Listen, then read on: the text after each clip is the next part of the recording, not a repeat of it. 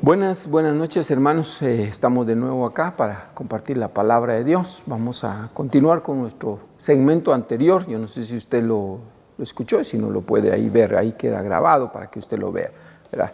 Dios le bendiga por hacer el espacio. Esperamos que cada vez que se sume a escuchar este mensaje, yo le sugiero que lo haga en un momento en que tenga el espacio, no es muy largo, 20 minutos, y que usted pueda sentarse y ver en su Biblia los textos que vamos leyendo. De esa manera creo que vamos a poder hacer un buen momento devocional con la palabra, ¿verdad? Con la palabra de Dios.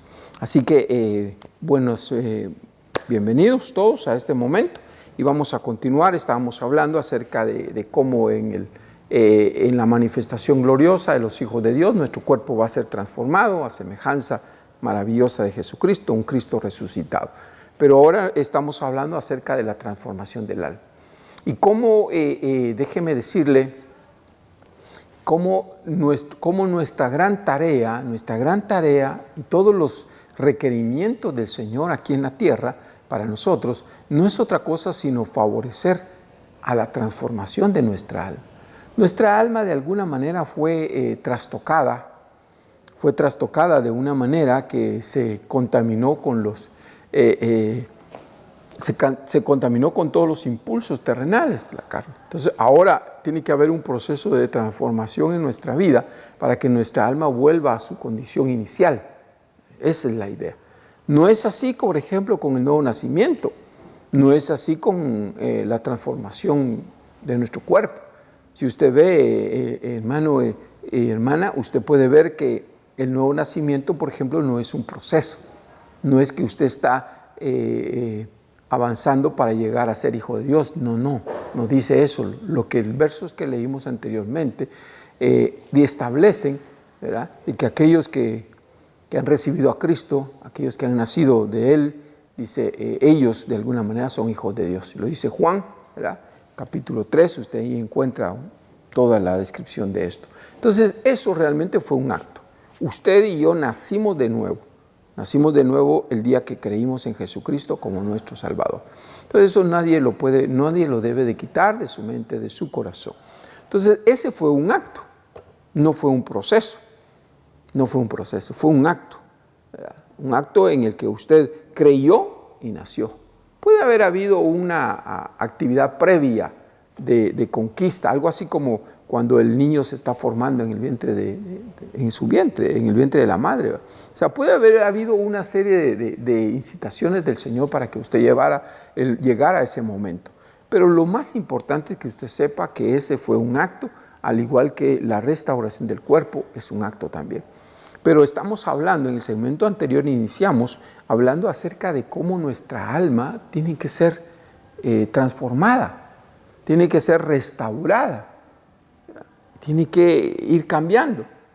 Y entonces aquí es importante tomar en cuenta, no voy a hablar ahora, en el próximo segmento lo voy a hablar, pero hablar acerca de cómo es que nuestra alma se contaminó, cómo es que nuestra alma se dañó, ¿verdad? Pero nos quedamos a medias en la forma como la limpiamos, que al final creo que es más importante. Sin embargo, lo vamos a tratar también el otro elemento. Vamos a tratar el hecho de cómo es que nuestra alma fue dañada y contaminada, ¿verdad?, porque no era así al principio. Muy bien, pero como estamos viendo ahorita los elementos que de alguna manera podemos hacer nosotros o cómo nosotros podemos favorecer a esa transformación del alma, vimos en Romanos capítulo 12 y versículo 2, vimos cómo el renovar nuestra mente es clave en esto. La transformación que necesitamos en nuestra alma tiene mucho que ver con un renovar de mente. Entonces el llamado que hace el apóstol Pablo en esta porción es que no nos adaptemos y que no nos conformemos a vivir como antes vivíamos, sino que de alguna manera, dice en esa porción, dice que debemos buscar ser transformados a través de la renovación de nuestra mente.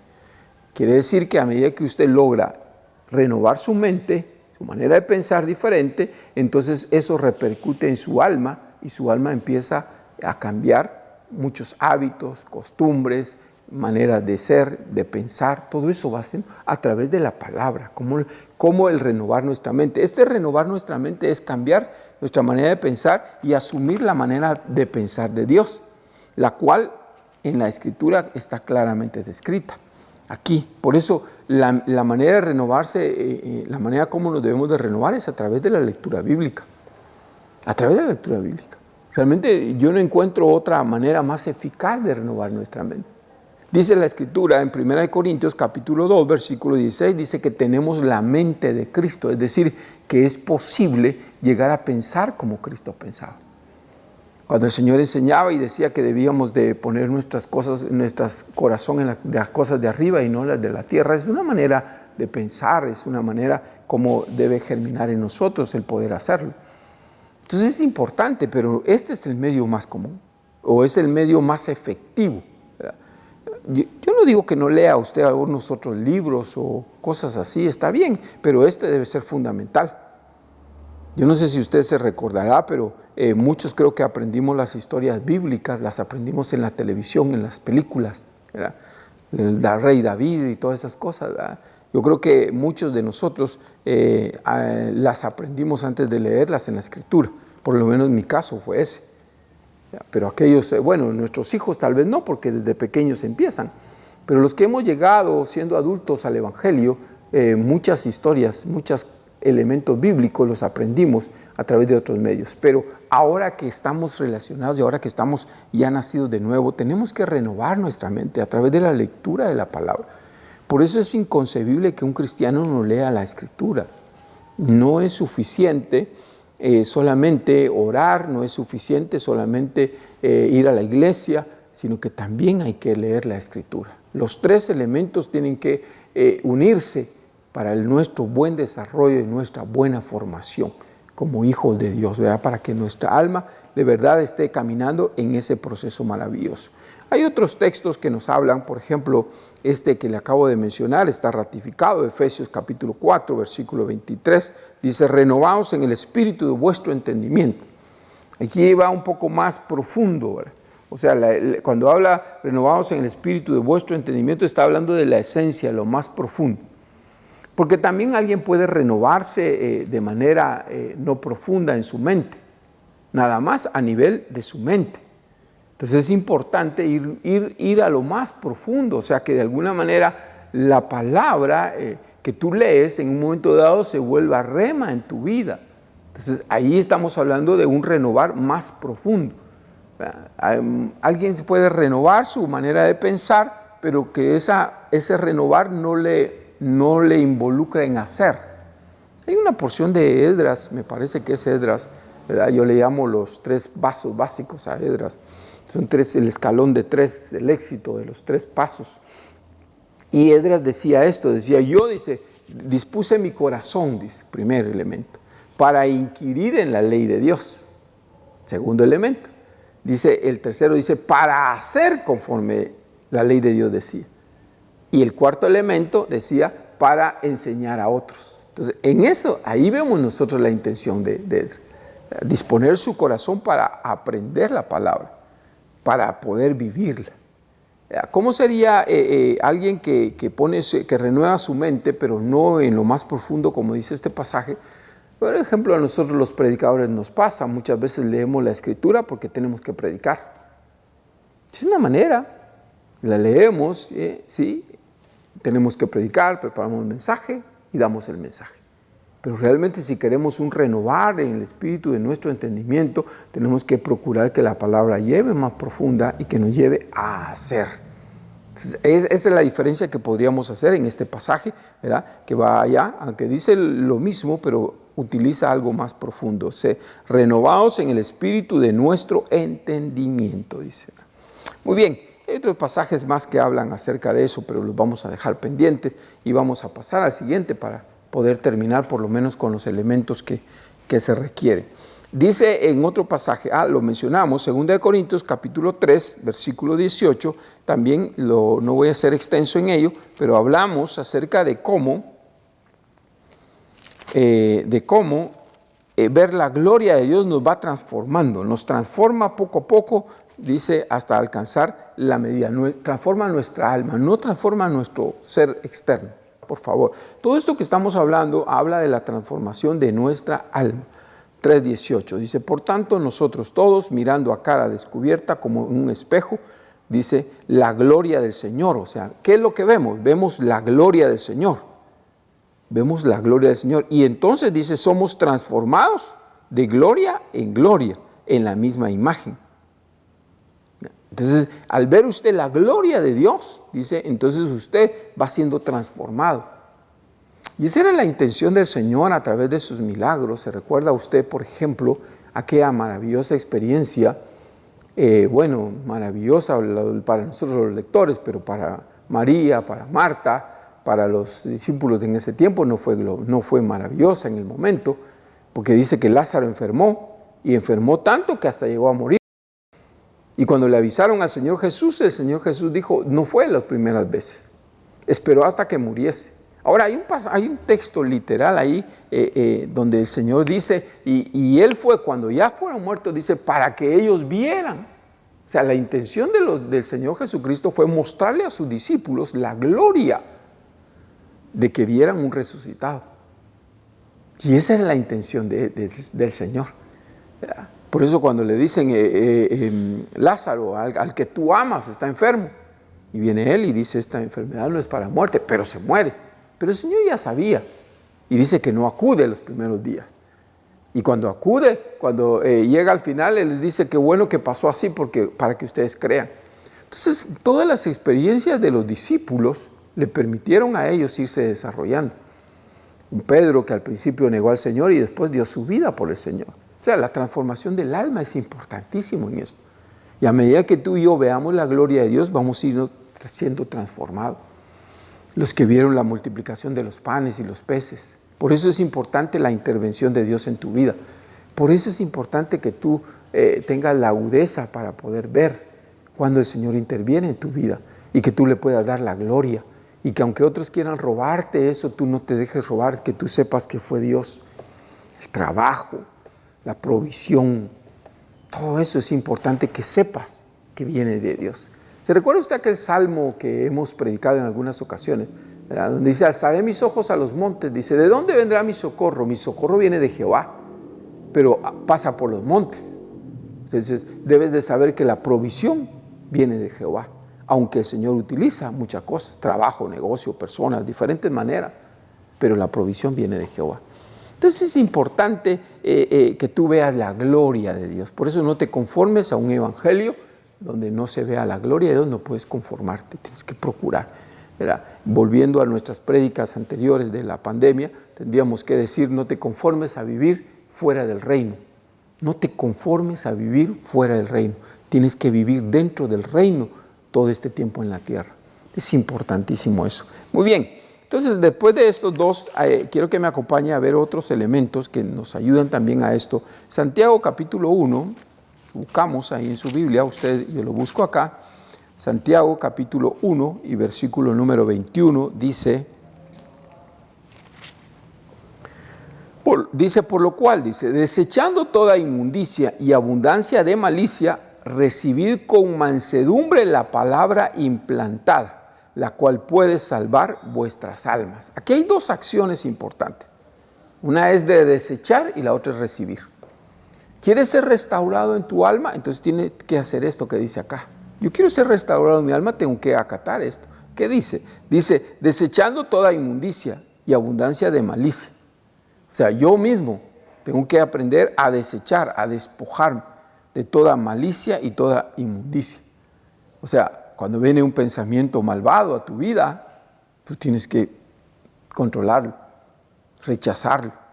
Dice, desecharlo de tu vida, toda malicia. Dice, y recibir, dice, con mansedumbre la palabra implantada, dice. Entonces tienes que aprender a recibir el mensaje de Dios, dice, con mansedumbre. A veces cuesta un poco, a veces las personas, ¿verdad? Se resisten, a veces no es el predicador de su agrado, ¿verdad? Y entonces de alguna manera les hace más difícil recibir la palabra. Y esa palabra que Dios quiere implantar en tu vida va a venir a través de la predicación o a través de la lectura bíblica. Tienes que leer, en la lectura Dios puede utilizarla para en un momento dado implantar. Porque el resultado de despojarse y de recibir, dice acá, dice, la cual dice puede salvar. Este salvar no es salvación de condenación eterna. Este no es de salvarla del infierno, porque eso ya lo hizo el Señor antes. Eso lo hizo desde el momento en que tú creíste en Él. Entonces aquí habla de salvar, habla de salud. Así como le dijo a aquella mujer que le tocó el borde de su manto, dice, vete, dice, y le dice que salva. Tu fe te ha salvado, le dice. Salvado de la enfermedad porque fue sanada. Entonces debemos entender que el concepto de salvación no siempre se refiere a la vida eterna, a la condenación eterna. No siempre se refiere a la condenación eterna, no. Hay algunas ocasiones que se refiere a salir de una situación de crisis, a restaurar algo que está dañado, a sanar algo que está enfermo. La salvación es eso, salvación de un estado difícil. Entonces aquí está advirtiendo y dice que si tú aprendes a despojarte y a recibir la palabra que el Señor te manda de diferentes maneras, entonces esa palabra es poderosa para salvar tu alma. Entonces la exhortación que hace aquí Santiago es esa. Debemos disponernos a ello. Vamos a ver otra porción. Primera de Pedro, acompáñame a ver en Primera de Pedro. Vamos a ver. Primera de Pedro, capítulo 1 y versículo 9. Vamos a ver otro elemento acá. Déjeme estar seguro. Ajá. Muy bien. Primera de Pedro, capítulo 1 y versículo 9. Lo leo. Usted lo lee ahí conmigo, por favor. Dice, pero el que no tiene estas cosas tiene la vista muy corta. Es ciego, habiendo olvidado, dice, la purificación de sus antiguos pecados. Perdón, creo que estoy leyendo mal. Sí, estoy leyendo mal, no es esa. Estaba leyendo segunda de Pedro, pero no, ya lo corregí. Primera de Pedro 1:9. Dice, obteniendo el fin de vuestra fe, que es la salvación de nuestras almas. Si lo leemos de antes para tener un poco de contexto, dice, a quien amáis, hablando de Cristo sin haberle visto, en quien creyendo, dice, aunque ahora, dice, no lo veáis, dice, os alegráis con gozo inefable y glorioso. Se alegran en el Señor, en los propósitos de Dios. El alegrarse en eso, dice, y obteniendo como resultado el fin de vuestra fe, que es la salvación de nuestras almas. Entonces aquí está hablando de la fe, está hablando de cómo de alguna manera el fin de nuestra fe es la salvación de nuestras almas.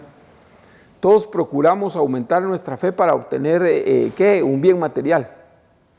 Usted está pidiendo algo y usted quiere más fe para creer y que Dios le pueda conceder eso. Aquí está hablando de cómo la fe trasciende más allá de lo terrenal, más allá de las cosas terrenales. Cómo la fe favorece a la salvación de nuestras almas. Cómo la fe va a favorecer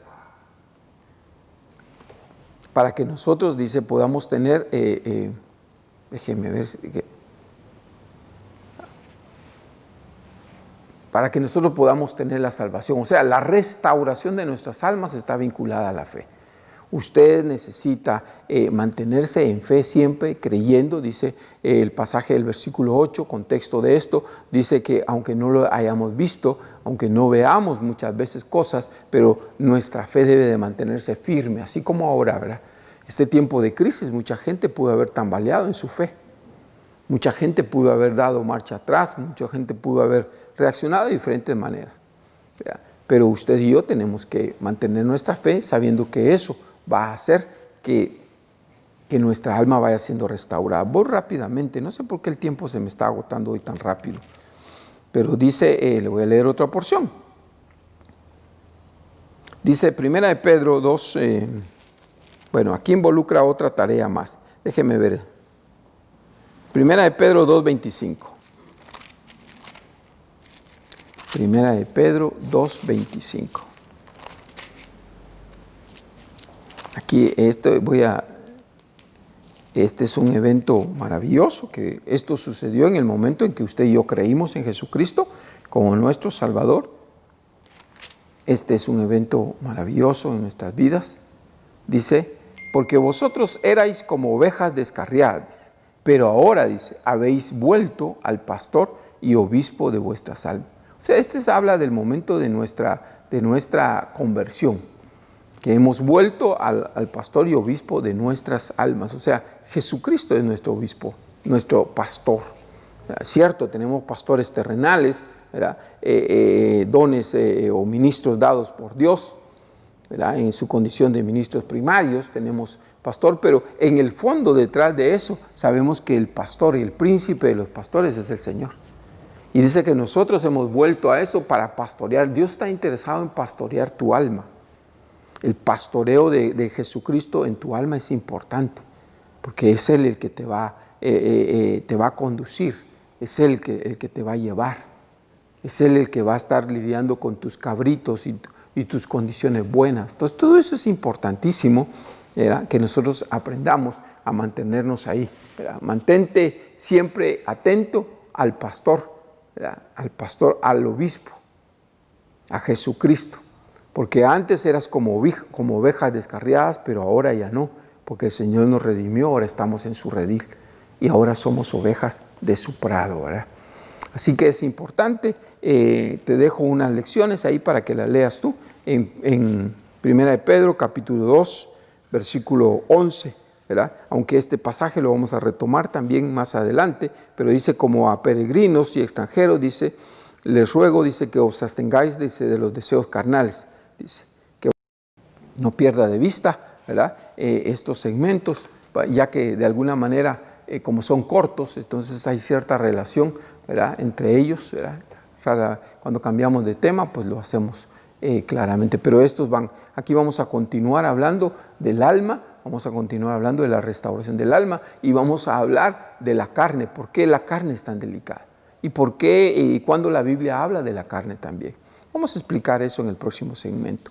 Ahora déjame orar por ti para que Dios te bendiga, te fortalezca, ¿verdad? Te dé la fuerza que necesitas, Padre, en el nombre de Jesús, que podamos ser empapados, Señor, de este pensamiento tuyo, Señor, que la restauración de nuestras almas pueda irse dando poco a poco, Señor, hasta alcanzar la imagen que debemos de tener, Señor. En el nombre de Jesús, Padre, permítenos un renovar de mente, permítenos, oh Dios, ver tu gloria maravillosa, Señor. Permítenos, oh Dios, desechar y recibir la palabra para renovar nuestras almas, para salvación de nuestras almas, Señor. Que cuando seamos probados, Señor, nuestra fe se mantenga firme, Señor, para que esa fe maravillosa, Señor, pueda obtener el fin para el cual está, Señor, que es la salvación, que es la restauración de nuestras almas, Señor, a través de la fe. Padre, haz que estas cosas puedan producirse en nosotros y te damos gracias porque sabemos que a través del nuevo nacimiento, Señor, hemos venido al obispo y pastor de nuestras almas. Gracias, Señor. En el nombre de Jesús. Amén.